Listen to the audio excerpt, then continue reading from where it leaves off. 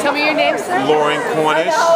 And Lauren, tell me about this fabulous work you have. Oh, okay, great. Well, come on over, and I'll talk to you as I talk to the docent, and we'll all know about the piece. Excellent. Okay, so if you look at the bottom of the chair is made with all cement and chains, and it's a very, very dark time. And the dark time could be anything. It could be depression in life, it could be slavery, it could be the Holocaust, but it represents a dark, dark time in life. And there's a huge chain on there, and this dark time holds down the star that's inside of all of us. It holds us down. But then you look again, and you see all this incredible color. And it talks about working through those dark times. How beautiful. It talks about working through those dark times. And there's no place to sit in the chair. No place at all. So it talks about you can't sit in self-pity. You can't sit in woe is me. You know, you got to work through those times. You got to keep moving. And see, there's all this movement. You got to keep moving, and you got to do it with passion. See those three guys in there? Martin Luther King, Robert Kennedy, and John Kennedy. They had this incredible passion for life. They wanted to change things, and so they worked until someone shot them down. And that's the deep, intense passion that they had, and that's what we should have in life. Hi, how are you doing today? And so it talks about changing, but it talks about doing it one step at a time. And these look like little sterling silver pacifiers to me. It talks about doing stuff with baby steps, you know, just baby steps, and being resilient. The alligator to me represents being resilient, it represents being tough.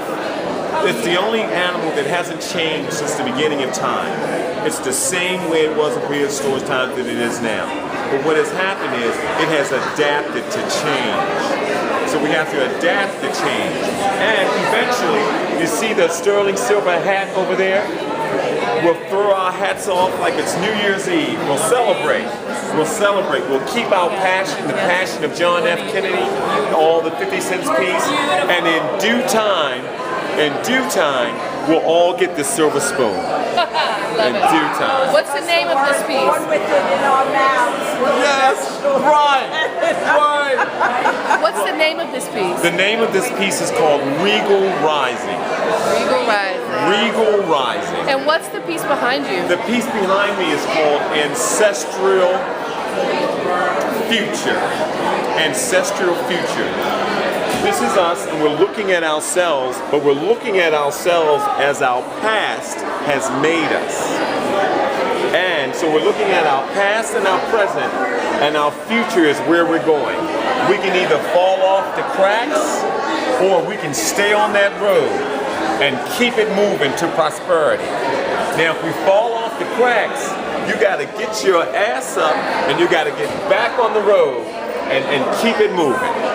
No matter how many times you fall, get up, be resilient, keep it moving, whether in good times or bad, keep it moving, and eventually you'll have the bounty. And this is called? This is called Ancestral Future, and I'm Cornish. I'm the guy behind it, you know.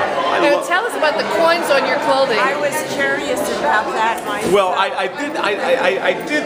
You know, it's funny. I've been using a lot of money lately. I bought $500 worth of quarters the other day, and I was like, I'm going to do something for the show. You know, there are like 50 artists here. You know, and this is my first time in New York. Let's just be real. Really? You know, yeah, my first time. You know, so I want to do. Remember the guy with the coins? You know, is that all you remember me? Then fine. Where are you from, Lauren? No, the coins represent change. I'm from Baltimore, Maryland. So am I. You look familiar. I love it. Yeah. Fabulous. Well, familiar. thank you. Your work is really fun. Thank you for your time. Okay.